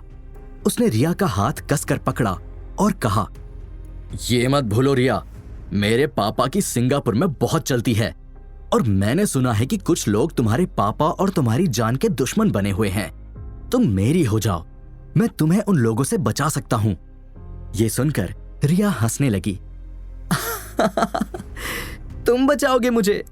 तुम्हें कोई एक फूंक भी मारेगा तो तुम उड़ जाओगे। रिया ने फिर लोकेश का मजाक उड़ाया और एक बार फिर वहां मौजूद लोग लोकेश पर हंसने लगे। अब लोकेश का गुस्सा 7वें आसमान पर पहुंचा। उसने जेब से चाकू निकाला और रिया की तरफ चाकू को लहराते हुए बोला, बहुत कैंची की तरह जुबान चल रही है तेरी। अगर अब मेरे खिलाफ एक शब्द भी बोला तो तेरी ये जुबान ही काट दूंगा। लेकिन तभी पीछे से एक हाथ तेजी से आया और उसने लोकेश का हाथ पकड़ लिया। रोहन, रिया खुशी से बोल पड़ी। लोकेश ने जब पीछे मुड़कर देखा तो रोहन उसे गुस्से से घूर रहा था। उसकी पकड़ इतनी मजबूत थी कि लोकेश चाहकर भी रोहन से अपना हाथ नहीं छुड़वा पा रहा था। अब तू कौन है? रिया का नया बॉयफ्रेंड? लोकेश ने चिढ़कर पूछा। यह सुनकर रोहन ने अपनी पकड़ और मजबूत कर ली। मैं कौन हूं यह तुम्हारे लिए जानना जरूरी नहीं है। फिलहाल इतना जान लो, अगर तुमने रिया को छूने की भी कोशिश की तो तुम्हारा यह हाथ तुम्हारी बॉडी के साथ नहीं रहेगा। रोहन ने धमकी भरे लहजे में लोकेश को वार्निंग दी। रोहन की यह धमकी सुन लोकेश थोड़ा डर गया, लेकिन उसने अपना डर सबके सामने जाहिर नहीं होने दिया और बोला, तू जानता नहीं है मैं कौन हूं? रुक, अभी तुझे बताता हूं। इतना कहकर लोकेश ने अपने दूसरे हाथ से जेब में रखा मोबाइल निकाला और किसी को कॉल करते हुए बोला, कहां हो तुम लोग? क्या पार्किंग में? जल्दी अंदर आओ, एक कीड़ा मुझे तंग कर रहा है, उसे मसलना है। कुछ ही देर में पब के अंदर लोकेश के 4 दोस्त आ गए। उनमें से एक दोस्त बॉडी बिल्डर टाइप तगड़ा था। लोकेश को मुसीबत में देख वो रोहन को मारने तेजी से दौड़ा। अब आएगा मजा, लोकेश ने हंसते हुए कहा। रोहन ने फिर भी लोकेश का हाथ नहीं छोड़ा। वो तगड़ा शख्स जैसे ही पास आया, रोहन ने उसे पांव से एक किक मारी। ये किक इतनी जोरदार थी कि वो तगड़ा शख्स पब की दीवार तोड़ते हुए बाहर सड़क पर जा गिरा। ये नजारा देख लोकेश के बाकी 3 दोस्त डर गए और वहां से दुम दबाकर भाग निकले। क्यों लोकेश, मजा आया? रिया ने लोकेश के मजे लेते हुए कहा। खुद को अकेला और बेबस पाकर अचानक से लोकेश के तेवर बदल गए। सॉरी रिया, मुझसे गलती हो गई यार, प्लीज अपने दोस्त से कहो ना मुझे छोड़ दे। डर से कांपते हुए लोकेश ने रिया के सामने गिड़गिड़ाते हुए कहा, क्यों? अभी थोड़ी देर पहले तो तुम मुझे मेरे पापा के दुश्मनों से बचाने की बात कर रहे थे और अब खुद को भी नहीं बचा पा रहे। रिया ने ताना मारते हुए कहा, वो तो बस जोश जोश में मुंह से यूं ही निकल गया था। प्लीज अब जाने भी दो ना रिया, मैं प्रॉमिस करता हूं तुम्हें अब कभी तंग नहीं करूंगा, कभी अपनी शक्ल भी नहीं दिखाऊंगा। लोकेश फिर से गिड़गिड़ाते हुए बोला। लोकेश की हालत पिंजरे में फंसे बेबस चूहे जैसी हो गई थी, जिसे देख रिया बोली, छोड़ दो रोहन इसे, वैसे भी ये हमारा कुछ नहीं बिगाड़ पाएगा। रिया के कहने पर रोहन ने लोकेश का हाथ छोड़ दिया। वो जैसे ही रोहन की पकड़ से आजाद हुआ, फिर वहां से 9-2-11 हो गया। ये देख रिया जोर जोर से हंसने लगी। ये तो नंबर 1 का डरपोक निकला। मिस रिया, अब हमें चलना चाहिए, रोहन ने कहा। No, I don't want to go, मुझे अभी और पार्टी करनी है। जाओ मेरे लिए एक और ड्रिंक लाओ, रिया ने जिद करते हुए कहा। आप पहले ही बहुत पी चुकी हैं मिस रिया, और वैसे भी यहां और लेट नाइट रुकना आपके लिए सेफ नहीं है। इतना कहकर रोहन ने रिया को कंधे पे उठा लिया और पब से बाहर ले जाने लगा। हाउ डेयर यू, तुम्हारी हिम्मत कैसे हुई मुझे हाथ लगाने की? नीचे रखो मुझे अभी, रिया ने रोहन को फटकार लगाते हुए कहा। सॉरी मिस रिया, बट आपकी सेफ्टी के लिए मुझे आपको यहां से ले जाना होगा। इतना कहकर रोहन कार में बैठा और ड्राइव करने लगा। कुछ देर बाद रिया का गुस्सा ठंडा हुआ, लेकिन रिया अब भी नशे में थी। वैसे हम जा कहाँ रहे हैं? ऑब्वियसली आपके घर, रोहन ने जवाब दिया। नहीं, मुझे घर नहीं जाना, रिया ने मुंह बनाते हुए कहा। फिर कहां जाना है? रोहन ने पूछा। कुछ देर सोचने के बाद रिया ने एक्साइटमेंट से कहा, बीच पर। क्या? रात के 1 बजे बीच पर कौन जाता है? रोहन हैरान होकर बोला, मैं। रिया ने जोश के साथ कहा। रोहन समझ गया कि रिया बहुत नशे में है और उससे बहस करने का कोई फायदा नहीं। ठीक है, चलते हैं बीच पर। इतना कहकर रोहन ने गाड़ी मोड़ ली। तभी रोहन ने कार के रियर मिरर में देखा। रोहन ने फौरन कार की सभी विंडोज क्लोज की और स्पीड बढ़ा ली। क्या बात है, तुम्हें भी बीच जाने की इतनी जल्दी है? रिया ने कहा। एक्चुअली कोई हमारा पीछा कर रहा है। रोहन ने रियर मिरर की ओर इशारा किया। रिया ने जब पलटकर देखा तो वो ब्लैक कलर की गाड़ी अब और भी तेजी से उनके पीछे आ रही थी। रोहन ने भी अपनी कार की स्पीड बढ़ा दी। फिर जब एक चौराहा आया तो रोहन ने यू टर्न लिया और लेफ्ट में एक पतली सी गली में कार मोड़ दी। उनके पीछे आ रही कार ने भी ऐसा ही किया। फिर रोहन ने कभी लेफ्ट तो कभी राइट में अपनी गाड़ी टर्न की और कई बार रास्ता बदला। आखिर कुछ मिनटों के बाद वो उस ब्लैक गाड़ी से पीछा छुड़ाने में कामयाब रहा।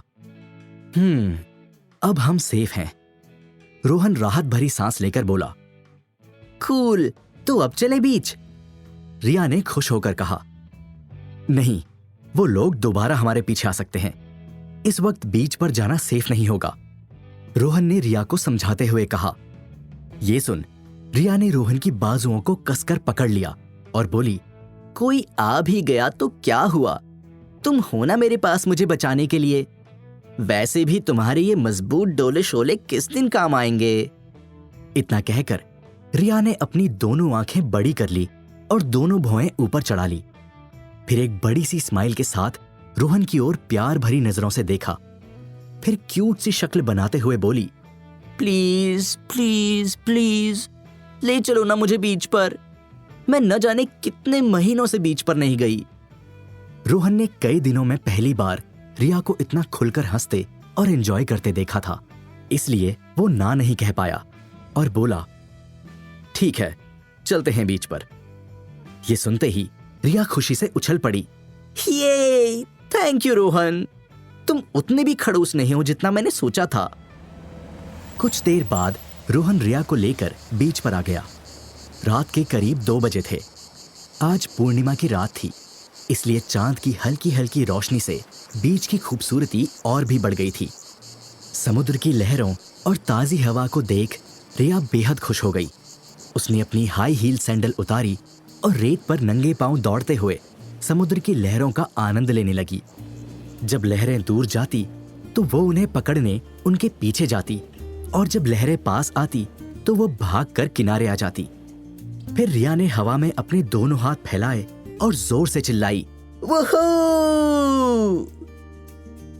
दूर खड़े रोहन ने जब रिया को देखा तो उसे एक अमीर हाई क्लास लड़की नहीं बल्कि गली में खेलती एक मिडिल क्लास बच्ची नजर आई।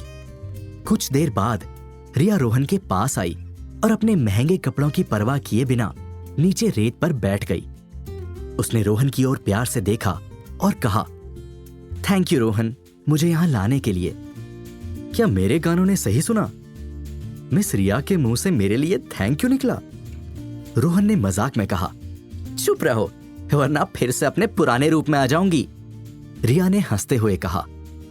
फिर रिया अचानक से शांत हो गई और रोहन से बोली, आज सुबह मैंने तुम पर हाथ उठाने की कोशिश की, उसके लिए सॉरी, लेकिन मैं क्या करूं, पापा का नाम सुनते ही मैं गुस्से से पागल हो जाती हूं। लेकिन आप अपने पापा से इतनी नफरत क्यों करती हैं? रोहन ने पूछा। क्या तुम सच में मेरी दर्द भरी कहानी सुनना चाहते हो? रिया ने पूछा। रोहन ने हां में सर हिलाया, क्योंकि वो आहूजा से जुड़ी हर बात जानना चाहता था और आज रिया खुद उसे कुछ बताने जा रही थी। तभी रिया ने आंख बंद कर गहरी सांस ली और बोली, ठीक है, तो फिर सुनो, आखिर क्या है रिया की दर्द भरी कहानी? क्यों करती है वो अपने ही पिता से नफरत? रिया ने अपनी आंखें बंद कर गहरी सांस ली और फिर आंखें खोलकर अपनी दर्द भरी कहानी सुनाने लगी। पता है, जब मैं 4 साल की थी तो पापा अक्सर मुझे मुंबई के जुहू बीच ले जाया करते थे। उन दिनों हम बेहद गरीब हुआ करते थे। फिर जब मैं 6 साल की हुई तो वो अचानक घर छोड़कर दिल्ली चले गए। वो सिर्फ साल में एक बार दिवाली पर ही आते थे। दिल्ली में पता नहीं वो क्या काम करते थे, लेकिन कुछ सालों बाद उन्होंने अच्छे खासे पैसे कमा लिए। जब मैं 10 साल की हुई तो वो मुझे और माँ को लेकर सिंगापुर आ गए। यहाँ पापा का बिजनेस धीरे धीरे बढ़ने लगा। इसके साथ ही उनकी हमसे दूरियां भी बढ़ने लगी। हमें ढेर सारा पैसा तो मिल गया, लेकिन उनका प्यार नहीं मिल सका। हमें उन्हें देखे कई दिन, यहां तक कि महीने हो जाते। फिर एक दिन हमें पता चला कि पापा का किसी दूसरी औरत से अफेयर है। जब मेरी माँ को इस बारे में पता चला तो वो अंदर ही अंदर घुटने लगी। कई सालों बाद उन्हें ब्रेन ट्यूमर हो गया। मैं 15 साल की थी जब मेरी माँ मर गई। पापा ने उनकी बीमारी में भी उनकी केयर नहीं की। वो मरते दम तक उनके प्यार को तरसती रही। बस तब से मुझे अपने पापा से नफरत हो गई। मैंने सोच लिया कि मैं भी उनसे कभी प्यार नहीं करूंगी। जब मैं 17 की हुई तो मैंने खुद का फैशन ब्रांड बनाया ताकि पापा के बिजनेस से दूर रह सकूं, अपने दम पर कुछ कर सकूं। पापा पहले मुझ पर कोई खास ध्यान नहीं देते थे, लेकिन जब वो औरत, उनकी प्रेमिका, मर गई तो वो अकेले पड़ गए और फिर पूरी तरह से बदल गए। उन्होंने कई बार मुझसे माफी भी मांगी, लेकिन मैं उन्हें माफ नहीं कर पाई। मैं आज भी उनके साथ रहती हूं, अपने बेटी होने का फर्ज भी निभाती हूं, लेकिन दिल से आज भी हम दोनों काफी दूर हैं। इतना कहते हुए रिया बेहद इमोशनल हो गई। रिया की ये बातें सुनकर रोहन समझ गया कि आखिर इन बाप बेटी के बीच इतनी दूरियां क्यों हैं। हालांकि उसे समझ नहीं आया कि इस सिचुएशन में वो रिया से क्या बोले कि उसे अच्छा महसूस हो। इसलिए वो चुपचाप बैठा रहा और उसने रिया के सारे इमोशंस को बाहर आने दिया। वैसे मेरी स्टोरी ने तुम्हें बोर तो नहीं किया? रिया ने रोहन से पूछा।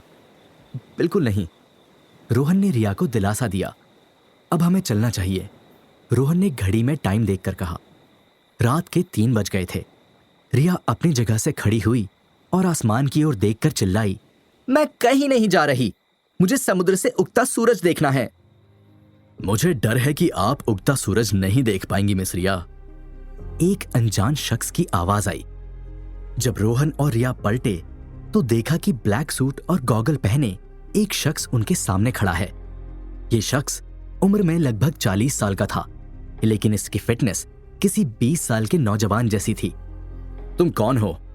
तुम्हें क्या चाहिए? रोहन ने सख्त लहजे में पूछा। शख्स ने अपना ब्लैक गॉगल उतारा और कहा, मेरा नाम याकूब खान है और मुझे जो चाहिए वो इस समय तुम्हारे पास खड़ी है, मिस रिया। अच्छा, तो फिर देर किस बात की है? दम है तो आओ और ले जाओ, रोहन ने ललकार कर कहा। यह सुन याकूब तेजी से रोहन की ओर दौड़ा। रोहन भी फुल स्पीड से याकूब की ओर बढ़ा। रोहन ने बिना कोई टाइम वेस्ट किए याकूब के फेस पर पूरी ताकत से पंच मारा, लेकिन सरप्राइजिंगली याकूब पंच लगने से पहले ही नीचे झुक गया। लेकिन तभी रोहन ने तेजी से अपना एक पैर हवा में उठाया और याकूब के पेट पर जोरदार किक मारी।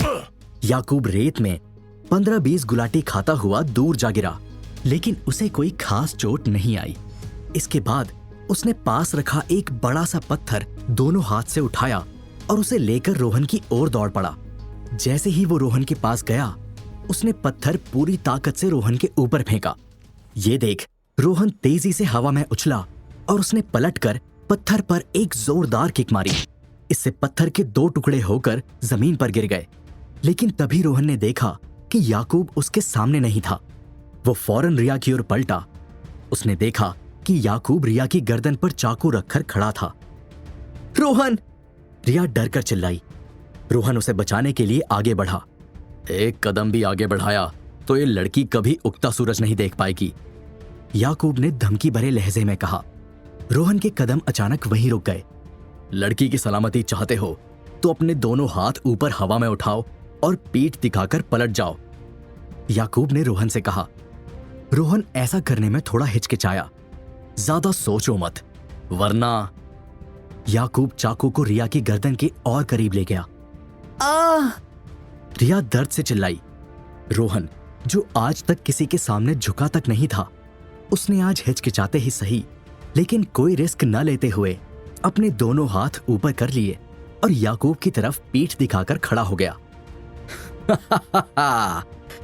अब आया ना ऊंट पहाड़ के नीचे, याकूब ने शैतानी हंसी के साथ कहा। तुमने जैसा कहा मैंने वैसा ही किया। अब चाकू रिया की गर्दन से हटा लो, पीठ दिखाकर खड़े रोहन ने कहा। ठीक है, जैसा तुम चाहो। याकूब ने अपना चाकू रिया की गर्दन से हटा लिया, लेकिन अगले ही सेकंड वही चाकू रोहन की ओर तेजी से फेंका। चाकू सीधा रोहन की पीठ पर जाकर लगा और आधा अंदर घुस गया। उसकी पीठ से खून बहने लगा। ये देख रिया डर गई और जोर से चिल्लाई, रोहन! लेकिन रोहन अभी भी अपनी जगह पर खड़ा था। पीठ पर चाकू लगने के बावजूद वो नीचे नहीं गिरा, यहां तक कि उसने कुछ रिएक्ट भी नहीं किया। वो बस शांत खड़ा रहा। एक पल के लिए याकूब भी रोहन की ये सहन शक्ति देख हैरान रह गया। हालांकि उसका शिकार रोहन नहीं, रिया थी, इसलिए उसने बिना कोई टाइम गवाए रिया को अपने कंधे पर बोरी की तरह डाला और कुछ दूर खड़ी अपनी कार की ओर ले जाने लगा। छोड़ो मुझे, छोड़ो, जाने दो! रिया झटपटाई। रोहन, बचाओ मुझे! रिया ने जोर से चिल्लाया। रिया की आवाज सुनकर रोहन पलटा। उसने देखा कि याकूब रिया को उठाकर ले जा रहा है। रोहन ने फौरन अपनी पीठ में घुसा चाकू हाथ से बाहर निकाला और रिया को लेकर भाग रहे याकूब की ओर पूरी तेजी से फेंका। चाकू याकूब के पैर के निचले हिस्से में जाकर लगा। याकूब दर्द से चिल्लाया और जमीन पर गिर पड़ा। रिया भी उसके साथ नीचे गिर गई। रिया उठकर याकूब से दूर भागने लगी। याकूब भी लड़खड़ाता हुआ रिया के पीछे जाने लगा। पैर में चाकू लगा होने के बाद भी याकूब अच्छी खासी स्पीड से चल रहा था। वो रिया को पकड़ने ही वाला था कि रोहन तेजी से दौड़ता हुआ आया और याकूब को एक के बाद एक 25-30 पंच मार दिए। इस बार याकूब रोहन के एक भी वार से नहीं बच सका। रोहन के पंच इतने पावरफुल थे कि उसका चेहरा फुटबॉल की तरह सूज गया। उसके कान, आंख, मुंह, हर तरफ से खून बह रहा था। दूसरी तरफ रोहन की पीठ भी खून से सन गई थी। याकूब ने उसे जो चाकू मारा था, उसके कारण लगातार उससे खून बह रहा था। रोहन की यह हालत देख रिया उसके पास गई और बोली, रोहन, तुम घायल हो, हमें हॉस्पिटल चलना चाहिए। रोहन ने रिया की बात को इग्नोर किया और याकूब को मारना जारी रखा। रोहन, इसे छोड़ो, अभी तुम्हारा ट्रीटमेंट कराना ज्यादा जरूरी है, रिया ने जोर देकर कहा। रोहन फिर भी नहीं रुका। रोहन का जिद्दीपन देख रिया उसके पास गई और उसका हाथ पकड़कर बोली, रोहन प्लीज चलो, तुम्हें मेरी कसम। रिया की ये बात सुनकर रोहन का हाथ अचानक रुक गया। रिया ने रोहन को याकूब से दूर किया और अपनी तरफ खींचकर साथ ले जाने लगी। कहां जा रहे हो? मुझे जान से नहीं मारोगे? याकूब पीछे से चिल्लाया। रोहन ने पलटकर देखा, लेकिन रिया उसे खींचकर फिर ले जाने लगी। सोच लो, यदि मुझे जिंदा छोड़ दिया तो मैं वापस आऊंगा और इस बार अकेला नहीं आऊंगा, याकूब ने रोहन को छेड़ते हुए कहा। यह सुन रोहन पलटकर वापस आया। उसने याकूब की गर्दन पकड़कर उसे हवा में उठा लिया और बोला, तू अकेला आ या पूरी फौज लेकर आ, जो भी रिया के करीब आएगा मैं उसे मिटा दूंगा। इतना कहकर रोहन ने याकूब को जमीन पर फेंक दिया। रिया फिर रोहन के करीब आई। इस बार उसने रोहन को कसकर पकड़ा और अपने साथ ले गई। दोनों जैसे ही कार में पहुंचे, रोहन ड्राइवर सीट पर बैठने लगा। तुम पागल हो, तुम्हें चोट लगी है, गाड़ी मैं चलाऊंगी, रिया ने कहा। रोहन के पास रिया से बहस करने की हिम्मत नहीं बची थी, इसलिए उसने रिया की बात मान ली और बगल वाली सीट पर बैठ गया। रिया ने कार स्टार्ट की और बोली, चलो देखते हैं यहां आसपास कौन सा हॉस्पिटल है। इसकी कोई जरूरत नहीं है, छोटी सी चोट है, ठीक हो जाएगी, रोहन बोला। छोटी सी चोट? रोहन, तुम्हारी पीठ से खून बह रहा है, रिया डांट कर बोली। रोहन ने तुरंत अपनी शर्ट निकाली और घाव वाली जगह पर बांध कर बोला, देखा, खून रुक गया। ओह, यू आर इम्पॉसिबल। चुपचाप अपनी जगह पर बैठे रहो। रिया ने रोहन को फिर से डांटा। कुछ देर बाद रिया ने गाड़ी वी केयर नाम के हॉस्पिटल के सामने रोक दी। रिया रोहन को लेकर हॉस्पिटल के अंदर गई। सुबह के करीब 4 बजे थे, इसलिए हॉस्पिटल का स्टाफ इतना एक्टिव नहीं था। रिया ने रोहन को बेंच पर बैठाया और रिसेप्शन पर गहरी नींद में सो रहे शख्स को जगाकर बोली, hello hello, excuse me, emergency है, मेरा दोस्त घायल है, उसे इलाज की जरूरत है। रिसेप्शन पर बैठा शख्स अंगड़ाई लेते हुए स्लो मोशन में उठा और जम्हाई लेते हुए बोला, अभी कोई डॉक्टर अवेलेबल नहीं है, बाद में आना। इतना कहकर वो फिर से सो गया। बाद में आना? तुम पागल हो, मरीज का खून बह रहा है। रिया जोर से चिल्लाई। रिया को गुस्से में देख रोहन पास आया और कहा, रहने दो रिया, आई थिंक हमें चलना चाहिए। ऐसे कैसे रहने दो, ये हॉस्पिटल है या होटल? रिसेप्शन की टेबल को पीटते हुए रिया जोर से बोली। इससे रिसेप्शन पर सोया शख्स जाग गया और रूडली बोला, ये क्या शोर शराबा लगा रखा है? तभी उसकी नजर रोहन पर गई और एक झटके में उसकी सारी नींद उड़ गई। वो फौरन अपनी चेयर से खड़ा हुआ और बोला, अरे सर, आप यहां पहले क्यों नहीं बताया? रुकिए, मैं अभी डॉक्टर को बुला देता हूं। ये सुन रिया चौंक गई और बोली, लेकिन अभी कुछ देर पहले तो तुम कह रहे थे कि कोई डॉक्टर अवेलेबल नहीं है।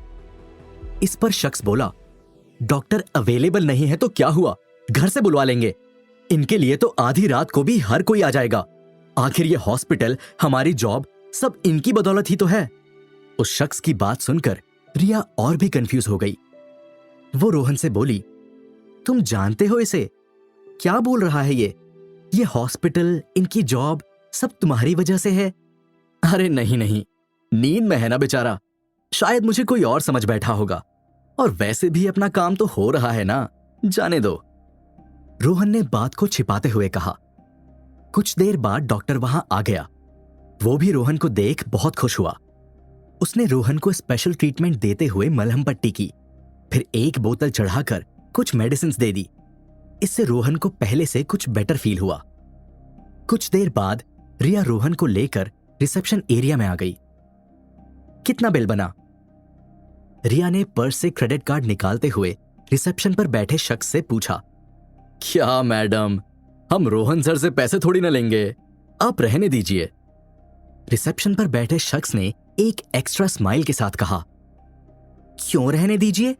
ये रोहन क्या इस हॉस्पिटल का दामाद है जो तुम इससे पैसे नहीं ले रहे हो? आखिर यहां चल क्या रहा है? इस हॉस्पिटल का मैनेजर कौन है? मुझे उससे मिलना है। रिया ने कंफ्यूज होकर और चिढ़ते हुए पूछा। ये देख रोहन बीच में आया और बोला, मिस रिया, आप टेंशन मत लीजिए, इसे मैं संभालता हूं, जब तक आप जाकर ये मेडिसिन ले आइए। इस पर रिया चिढ़कर वहां से मेडिसिन लेने चली गई। रिया के जाते ही रोहन ने अपनी जेब से पैसों की एक गड्डी निकाली और रिसेप्शन पर बैठे शख्स को देते हुए बोला, रख लो इसे और आगे एक शब्द भी मत बोलना। रोहन की ये बात सुनकर उस शख्स ने चुपचाप पैसे रख लिए। उधर कुछ देर बाद रिया जब मेडिसिन लेकर आई तो उसने रिसेप्शन पर मौजूद शख्स को घूरा और रोहन से बोली, इसने पैसे लिए या नहीं, वरना मैं अब सीधा हॉस्पिटल के मालिक से मिलकर इसकी कंप्लेन करती हूं, फिर एक झटके में इसकी सारी होशियारी निकल जाएगी। डोंट वरी मिस रिया, मैंने पैसे दे दिए और उसने रख लिए। रोहन ने रिया के गुस्से को शांत करते हुए कहा। यह सुन रिया का दिमाग फिर खराब हुआ। जब उसने पैसे देने चाहे तो शख्स ने मना कर दिया, लेकिन रोहन के कहने पर एक बार में ही मान गया। रिया को शक हुआ कि कुछ तो गड़बड़ है। तो आखिर क्या है रोहन का राज? क्यों हर कोई उसे देखकर इतना स्पेशली ट्रीट करता है? क्या रिया के सामने रोहन का असली सच सामने आ जाएगा? जानने के रोहन, सच सच बताओ, आखिर यहां चल क्या रहा है? रिया ने रोहन से पूछा। मैं आपका बॉडीगार्ड हूं मिस रिया, इतनी जल्दी भूल गई? रोहन बोला। रोहन, अभी मैं मजाक के मूड में बिल्कुल नहीं हूं, आई एम सीरियस। रिया ने रोहन को घूरते हुए कहा। रोहन समझ गया कि रिया ऐसे नहीं मानेगी, इसलिए उसने बात को घुमाना शुरू कर दिया। देखो रिया, ये लोग मुझे इतना स्पेशल ट्रीटमेंट क्यों दे रहे हैं ये तो मैं खुद भी नहीं जानता। शायद इन्हें कोई बड़ी गलतफहमी हुई है। मे बी ये मुझे कोई और समझ रहे हैं। आप ये सब छोड़िए मिस रिया, आई थिंक हमें अब घर चलकर रेस्ट करना चाहिए। रोहन ने टॉपिक चेंज करते हुए कहा। हाँ लेकिन, रिया कुछ और बोलती उसके पहले रोहन पीठ में दर्द होने का नाटक करने लगा। आह, क्या हुआ? रिया ने कंसर्न के साथ पूछा। मेरे घाव में दर्द हो रहा है। आई थिंक मुझे एक गहरी नींद की जरूरत है। रोहन ने दर्द का नाटक किया। हाँ ठीक है, चलो, मुझे भी लगता है कि तुम्हें अब रेस्ट करना चाहिए। इतना कहकर रिया रोहन को हॉस्पिटल से बाहर ले गई। रोहन की ट्रिक काम आई और रिया के सामने उसकी असलियत फिलहाल के लिए सामने नहीं आ पाई। हॉस्पिटल से बाहर आते ही रोहन कार की ड्राइवर सीट पर बैठ गया। तुम्हारा दिमाग खराब है? रिया ने रोहन से कहा। क्यों, क्या हुआ? रोहन ने पूछा। अभी कुछ देर पहले तो तुम्हें पीठ में दर्द हो रहा था और अब तुम कार ड्राइव करना चाहते हो? रिया ने रोहन को शक भरी नजरों से देखते हुए पूछा। रोहन को अपनी गलती का एहसास हुआ। उसने बात को घुमाते हुए कहा, अरे हाँ, मैं तो भूल गया था। लो, तुम ड्राइव कर लो। इतना कहकर रोहन ड्राइवर की बगल वाली सीट पर बैठ गया। लगता है चोट तुम्हारी पीठ में नहीं, दिमाग में लगी है, रिया ने सार्काज्म के साथ कहा और ड्राइवर सीट पर बैठकर कार स्टार्ट कर दी। सुबह करीब 5:30 बजे रिया रोहन को लेकर अपने बंगले पर पहुंची। ओके, गुड नाइट मिस रिया। इतना कहकर रोहन अपने सर्वेंट रूम में जाने लगा। अच्छा सुनो, आज तुम मेरे कमरे में रुक जाओ, रिया ने रोहन को रोकते हुए कहा। क्यों, आपको अकेले सोने में डर लग रहा है? रोहन ने पूछा। नहीं, वो बात नहीं है। दरअसल आज तुमने मेरी जान बचाई ना, और तुम घायल भी हो, तो सोचा मेरे कमरे के नरम मुलायम बिस्तर पर सोओगे तो शायद तुम्हें अच्छी नींद आ जाए, अनलेस तुम उस सर्वेंट रूम के फटीचर बेड पर सोना चाहते हो, रिया ने रोहन की ओर देखते हुए कहा। यह सुनकर रोहन कुछ देर सोच में पड़ गया। अब इतना भी मत सोचो। इतना कहकर रिया ने रोहन का हाथ पकड़ा और उसे अपने कमरे में ले गई। रिया का कमरा रोहन की उम्मीद से काफी बड़ा था। इसमें घुसते ही एक मीठी सी खुशबू आ रही थी। रूम का इंटीरियर, सजावट, लाइटिंग सब कुछ बेहद खूबसूरत था। रूम में एक बड़ा सा बेड भी था जिस पर बेहद मुलायम गद्दा और सुंदर रेशमी चादरें बिछी थी। तुम सबसे पहले अपने कपड़े बदल लो, चाहो तो बाथ भी ले सकते हो। मैं मालती से कहकर तुम्हारे लिए साफ कपड़े भिजवा दूंगी। तब तक मैं भी दूसरे कमरे में जाकर शावर ले लेती हूं, रिया ने कहा। रोहन ने हाँ में सर हिलाया और बाथरूम में चला गया। रिया भी दूसरे कमरे में जाकर शावर लेने लगी। कुछ देर बाद रिया नहाकर और कपड़े बदलकर रोहन के हालचाल लेने कमरे में आई, लेकिन तब तक रोहन नहाकर बिस्तर में सो चुका था। सोते हुए वो बड़ा मासूम लग रहा था।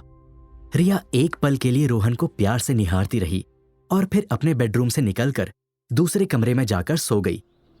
सुबह के करीब 10 बजे रोहन की नींद खुली। जब उसने घड़ी देखी तो वो फौरन बेड से खड़ा हो गया। ओह शिट, 10 बज गए। मिस रिया को ऑफिस के लिए लेट हो रहा होगा, रोहन ने खुद से कहा। वो बाहर जाने ही वाला था कि रिया अंदर हाथ में ब्रेकफास्ट लेकर आ गई। ओह, तुम उठ गए, अब कैसा लग रहा है? तुमने मेडिसिन ली? रिया ने प्यार से कहा। रिया का ये रूप देखकर रोहन भी एक पल के लिए हैरान रह गया और बोला, मिस रिया, आपकी तबीयत तो ठीक है? हाँ, क्यों? मेरी तबीयत को क्या होगा? रिया ने रोहन को ब्रेकफास्ट सर्व करते हुए पूछा। मिस रिया खुद मेरे लिए ब्रेकफास्ट लेकर आई हैं, वरना यूं तो कभी ये तक नहीं पूछा कि रोहन तुमने आज खाना खाया? रोहन तुम भूखे तो नहीं हो? रोहन ने रिया की ओर एक हल्की सी मुस्कान से देखते हुए कहा। यह सुन रिया रोहन का इशारा समझ गई। वो तुम घायल हो ना, इसलिए तुम्हें स्पेशल ट्रीटमेंट मिल रहा है। कल से हमारा रूटीन भी पहले जैसा रहेगा और तुम्हारी ये मिस रिया भी, इसलिए आज जितना एंजॉय करना है कर लो। रिया ने ऑरेंज जूस रोहन के हाथ में थमाते हुए कहा। एंजॉय? यदि मैं एंजॉय करूंगा तो आपको प्रोटेक्ट कौन करेगा? वो लोकेश। रोहन ने हंसते हुए कहा, डोंट वरी, आज मैं भी वर्क से ऑफ ले रही हूं। रिया ने कहा, ऑफ? कितने दिन का ऑफ ले रही हैं वैसे आप? रोहन ने पूछा। कितने दिन का मतलब? सिर्फ आज ही छुट्टी मना रही हूं, वो भी पता नहीं कितने महीनों या फिर सालों में। I love my work. वो तो आज तुम्हें थोड़ा रेस्ट मिल जाए इसलिए मैंने ऑफ ले लिया। रिया ने कहा, क्या आप 3-4 दिन का ऑफ नहीं ले सकती? रोहन ने पूछा। No, never. काम से इतना लंबा ब्रेक मैं नहीं ले सकती। और वैसे तुम्हें इतने दिनों का ऑफ क्यों चाहिए? कल रात के ड्रामे और एक्शन के बाद मुझे झेलने की हिम्मत नहीं बची क्या? रिया ने मजाक में पूछा। नहीं, ऐसी बात नहीं है, वो मुझे कुछ काम था। खैर, जाने दो, रोहन ने बेमन से कहा। दरअसल रोहन को लगा कि अगर रिया 3-4 दिन का ऑफ लेकर घर पर ही रहती तो वो अपनी सिक्योरिटी कंपनी के कुछ गार्ड्स बुलाकर उन्हें रिया की सुरक्षा में लगा देता और खुद फीजी जाकर अपने माँ बाप से रिलेटेड कोई क्लू ढूंढ लेता। रोहन को यूं सोच में डूबा देख रिया रोहन के पास आई और बोली, क्या हुआ, कहां खो गए? अच्छा सुनो, मेरे पास एक प्लान है जिससे तुम्हारा मूड एकदम फ्रेश हो जाएगा। रिया ने रोहन के पास आकर कहा। प्लान? कैसा प्लान? रोहन ने कंफ्यूज होकर पूछा। हम लोग आज लंच पर चलेंगे, मैं तुम्हें सिंगापुर के बेस्ट रेस्टोरेंट ले जाऊंगी। रिया ने कहा। रेस्टोरेंट? लंच? रोहन इस बारे में सोचने लगा। अब इतना सोच क्या रहे हो, जल्दी से तैयार हो जाओ। ये ऑफर सिर्फ आज ही वैलिड है, कल से तुम्हें वही सर्वेंट वाला खाना मिलेगा। रिया ने मजाक में कहा। ठीक है, चलते हैं, रोहन ब्रेकफास्ट खाते हुए बोला। रिया आज काफी अच्छे मूड में थी। रोहन की उससे बहस करने की इच्छा नहीं थी, इसलिए वो लंच पर जाने को मान गया। अब चलो जल्दी से अपने कमरे में जाओ, रिया ने कहा। मुझे भगाने की इतनी जल्दी? कहीं मैंने आपके बेड पर सोकर उसे खराब तो नहीं कर दिया? रोहन ने मजाक में कहा। अरे बाबा, मुझे भी तो रेस्टोरेंट जाने के लिए रेडी होना है। तुम क्या चाहते हो, यही तुम्हारे सामने कपड़े बदलूं? रिया ने कहा। यह सुनते ही रोहन को बहुत ऑकवर्ड फील हुआ और वो बिना कुछ कहे वहां से फौरन चला गया। ये देख रिया की हंसी छूट पड़ी। पागल, रिया ने प्यार से मुस्कुराते हुए कहा और रेडी होने लगी। कुछ देर बाद रोहन तैयार होकर रिया के बंगले के बाहर कार के पास आकर खड़ा हो गया।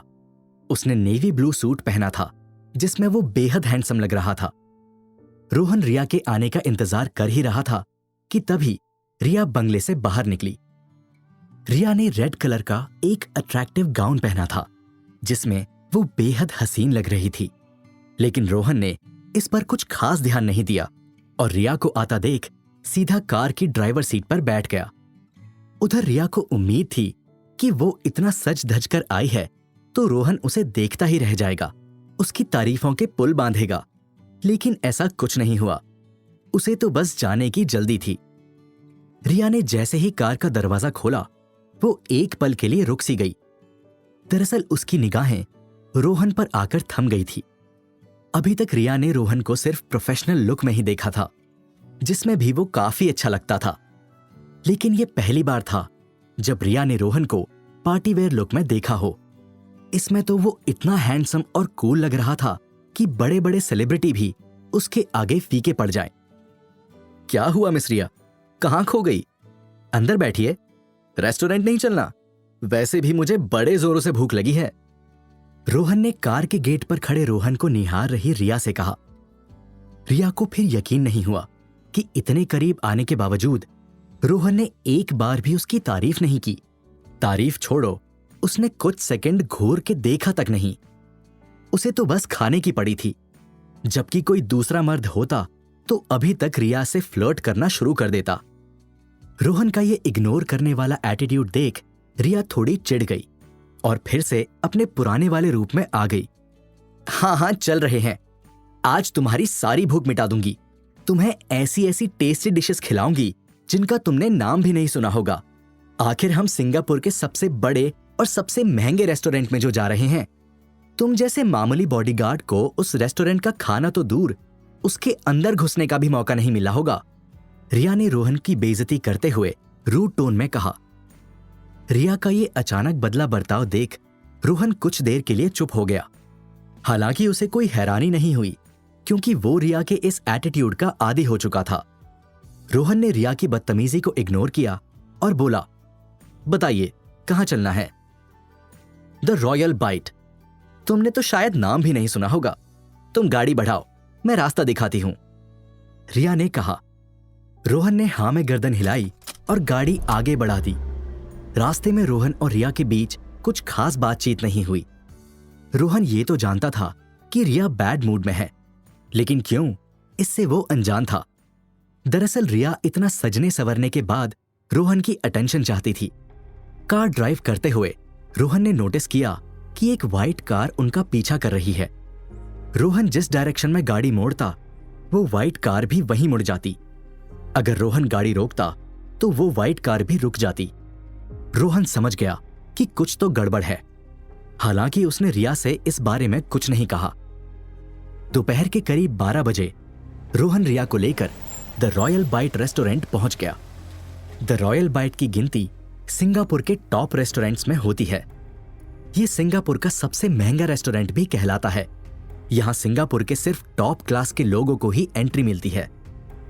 सबसे पहले रिया कार से बाहर निकली, फिर रोहन भी बाहर आया। तभी रोहन ने नोटिस किया कि जो व्हाइट कार उनका पीछा कर रही थी, वो भी इसी रेस्टोरेंट के सामने आकर रुक गई। उस कार से एक यंग और स्लिम लड़का बाहर निकला, जिसकी उम्र लगभग 18 साल की होगी। इस लड़के ने व्हाइट कलर का सूट पहना था और आंखों पर काला चश्मा चढ़ा रखा था।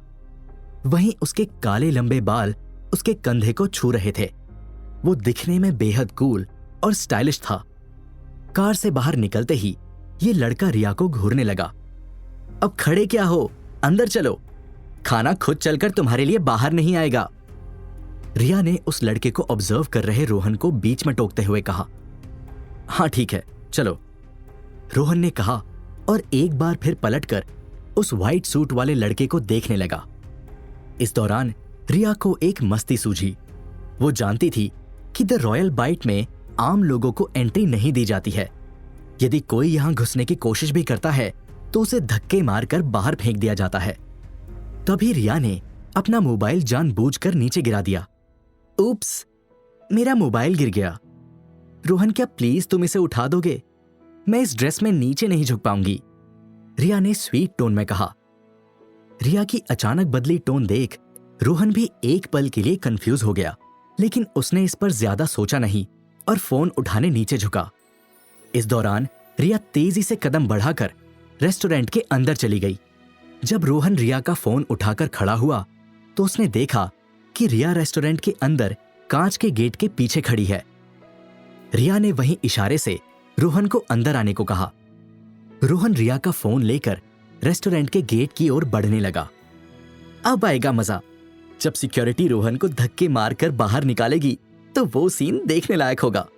तब मैं हीरो बन जाऊंगी और रोहन को अंदर लाऊंगी, फिर उसे मेरी अहमियत पता चलेगी, रेस्टोरेंट के अंदर खड़ी रिया ने खुद से कहा। उधर रोहन जैसे ही आगे बढ़ा, वो व्हाइट सूट वाला लड़का भी रोहन की ओर बढ़ने लगा। इस दौरान उसका एक हाथ जेब में था, जिससे रोहन को शक हुआ कि उसके पास गन भी हो सकती है। तो क्या होगा अब आगे? क्या सिक्योरिटी रोहन को धक्के मारकर बाहर फेंक देगी? और उस व्हाइट सूट वाले लड़के का क्या? कौन है ये? जानने के लिए सुनिए सीक्रेट मिल। सिंगापुर का द रॉयल बाइट रेस्टोरेंट। दोपहर का समय। रेस्टोरेंट के बाहर खड़ा रोहन अंदर जाने वाला था। रिया पहले ही जानबूझकर अंदर चली गई थी और सिक्योरिटी के रोहन को धक्का मारकर बाहर निकालने का इंतजार कर रही थी। उधर व्हाइट सूट पहना लड़का भी रोहन को फॉलो कर रहा था। रोहन को शक था कि उसके पास गन हो सकती है।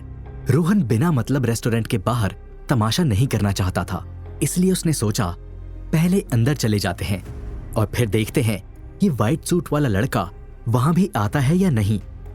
ये सोचते हुए रोहन रेस्टोरेंट के गेट की ओर बढ़ा, लेकिन तभी गेट पर मौजूद गार्ड ने रोहन को रोक लिया और कड़क आवाज में पूछा, सर, आपके पास टेबल का रिजर्वेशन है?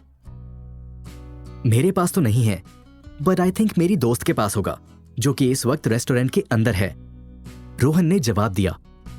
सॉरी सर, बट हम बिना कंफर्म रिजर्वेशन आपको एंट्री नहीं दे सकते। इतना कहकर गार्ड ने रोहन का रास्ता ब्लॉक कर दिया।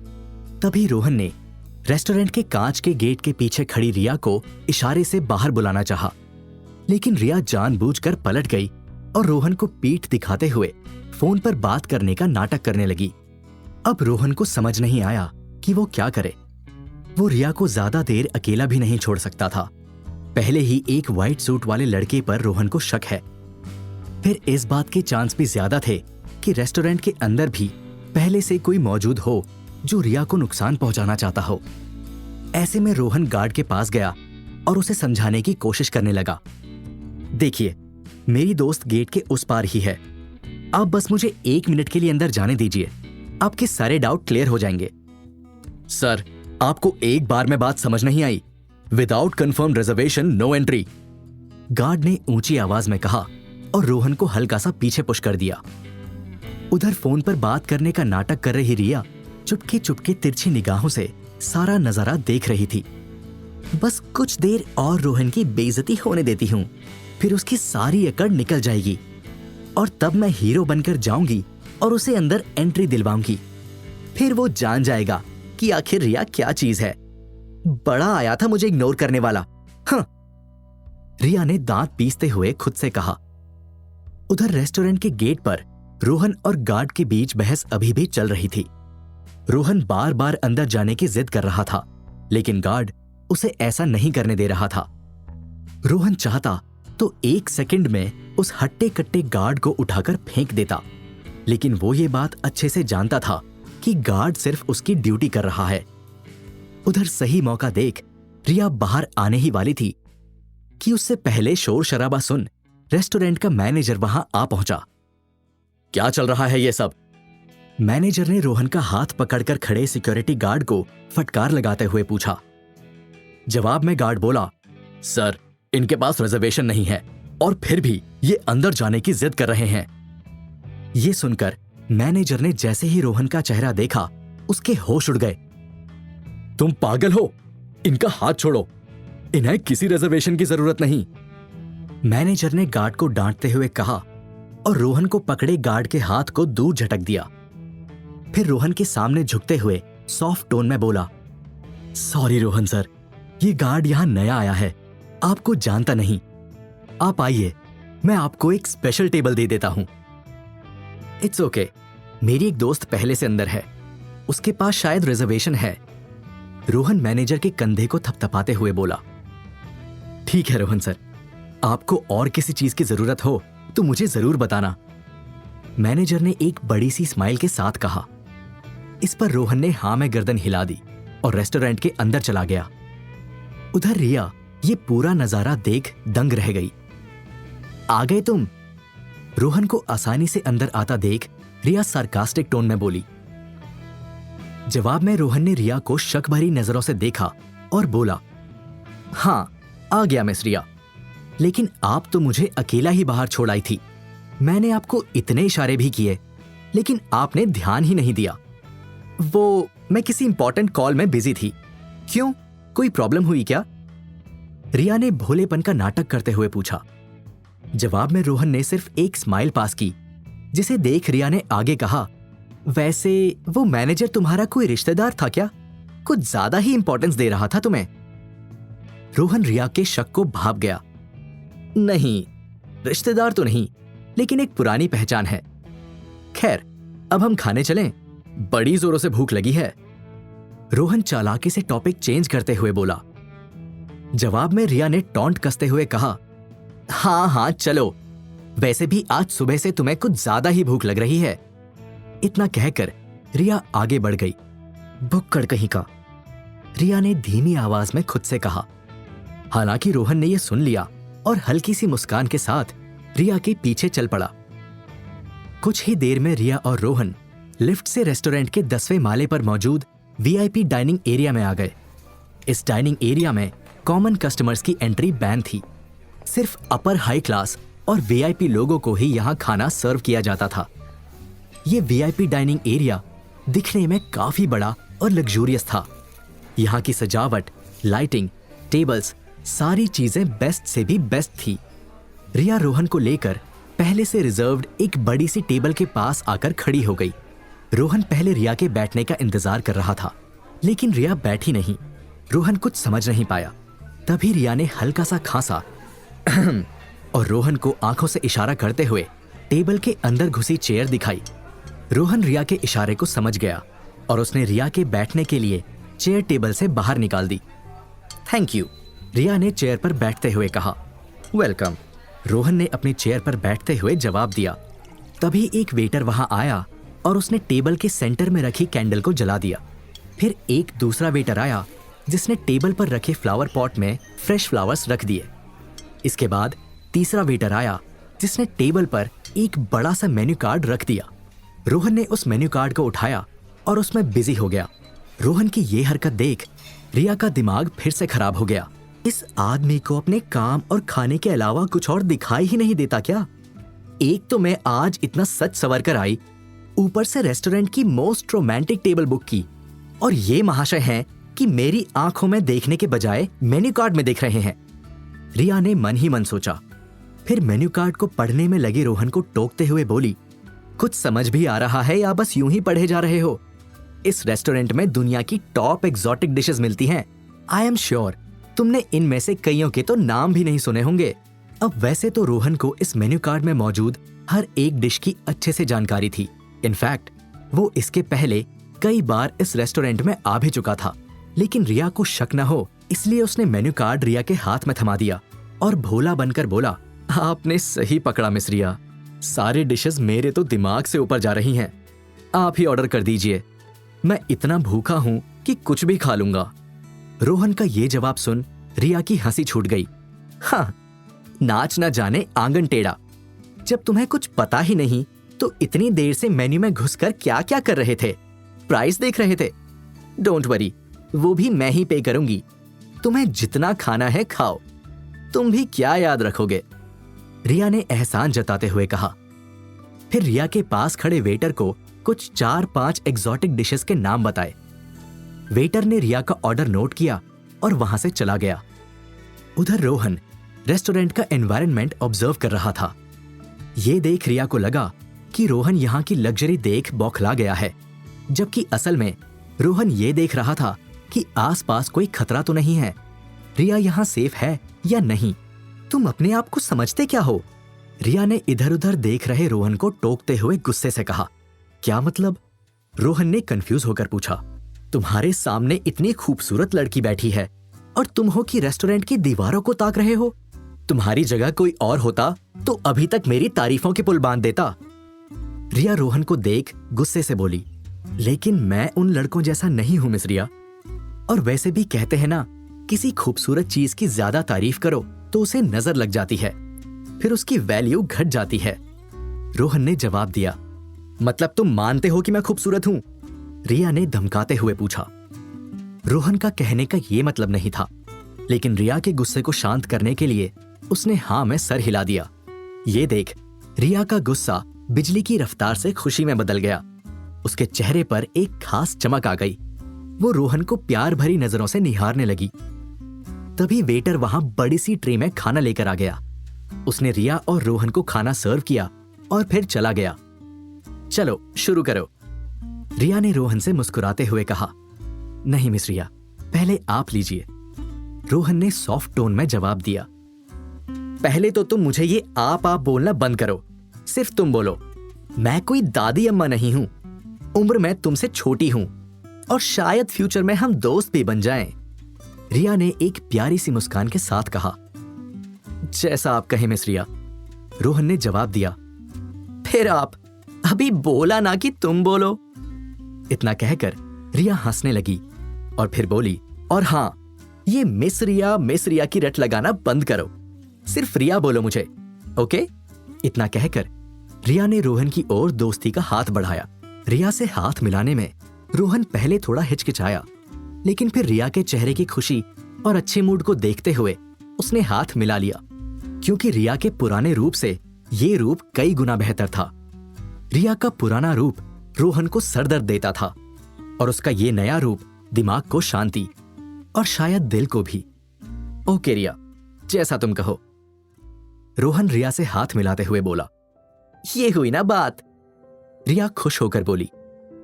इसके बाद दोनों ने खाना शुरू कर दिया। इस दौरान रिया चुपके चुपके रोहन को बार बार प्यार भरी नजरों से देख रही थी। रोहन ने यह बात नोटिस कर ली थी। इससे उसकी नजरें जब भी रिया से मिलती उसे थोड़ा ऑकवर्ड फील होता। इस ऑकवर्डनेस से बचने के लिए रोहन ने नजरें चुराते हुए इधर उधर देखना शुरू कर दिया। तभी रोहन ने देखा कि उन्हें पहले से फॉलो कर रहा वो व्हाइट सूट वाला लड़का भी वीआईपी डाइनिंग एरिया में आ गया। वो रिया से थोड़ी दूर पीछे वाली टेबल पर जाकर बैठ गया। रोहन उसे देख सकता था, लेकिन रिया उसकी ओर पीट कर बैठी थी, इसलिए उस व्हाइट सूट वाले लड़के को नहीं देख सकती थी। वो व्हाइट सूट वाला लड़का लगातार रिया और रोहन को घूरे जा रहा था। रोहन की नजरें भी अब उस पर टिक गई थी, लेकिन रोहन इस बात से अनजान था कि उसके पीछे वाली टेबल पर एक सुंदर लड़की के साथ बैठा ग्रीन सूट वाला शख्स भी काफी देर से रिया और रोहन की बातों को सुन रहा था। रोहन उस शख्स की ओर पीठ दिखाकर बैठा था, इसलिए उसे रोहन का चेहरा नहीं दिख रहा था और रोहन भी उसे नहीं देख सकता था। हालांकि उस ग्रीन सूट वाले शख्स को रोहन की आवाज जानी पहचानी लग रही थी, इसलिए वो रोहन और रिया में कुछ ज्यादा ही इंटरेस्ट ले रहा था। रोहन को उस व्हाइट सूट वाले लड़के के इरादे ठीक नहीं लग रहे थे। वो उसे ऑब्जर्व कर ही रहा था कि रिया बीच में बोल पड़ी। क्या हुआ, तुम ठीक तो हो? बड़े बेचैन से लग रहे हो। दरअसल मुझे वॉशरूम जाना है, रोहन ने बहाना बनाते हुए कहा। हाँ तो जाओ ना, इसके लिए तुम्हें मेरी परमिशन लेने की जरूरत थोड़ी है, बुद्धू। रिया हंसते हुए बोली। ठीक है, मैं अभी आया। इतना कहकर रोहन अपनी चेयर से खड़ा हुआ और वॉशरूम जाने की बजाय रिया के पीछे टेबल पर बैठे उस व्हाइट सूट वाले लड़के के पास चला गया। क्या प्रॉब्लम है तुम्हारी? रोहन ने व्हाइट सूट पहने लड़के से घूरते हुए पूछा। तुम हो मेरी प्रॉब्लम, व्हाइट सूट वाला लड़का अपनी बड़ी बड़ी आंखें दिखाते हुए रोहन से बोला। उधर वो ग्रीन सूट वाला शख्स अपनी टेबल से उठकर रिया की टेबल पर आकर बैठ गया। रिया अचानक इस शख्स को अपने सामने बैठा देख डर गई।